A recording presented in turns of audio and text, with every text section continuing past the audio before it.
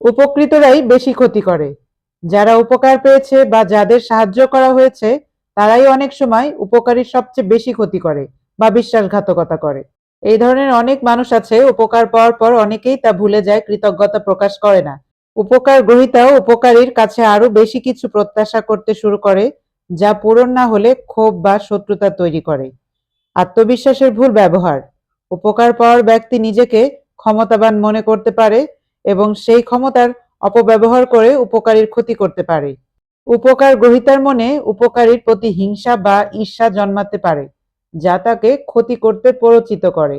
অনেক সময় দেখা যায় যে বন্ধুকে বিপদে সাহায্য করা হয়েছে সেই বন্ধু পরে বিশ্বাসঘাতকতা করে। কর্মক্ষেত্রে বা ব্যবসায়িক সম্পর্কে বা সাংসারিক জীবনে যাদের সাহায্য করা হয়েছে তারাই সুযোগ বুঝে মূল ব্যক্তিকে সরিয়ে দেওয়ার চেষ্টা করে।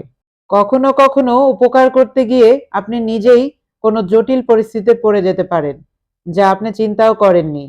যদিও ধর্মীয় দৃষ্টিকোণ থেকে উপকার করা পুণ্যের কাজ এবং এটি কঠিন হলেও করা উচিত, তবে কিছু মানুষের অকৃতজ্ঞতা ও স্বার্থপরতার কারণে এমন পরিস্থিতির সৃষ্টি হয়, মানুষ এই জন্য উপকার করতে চায় না।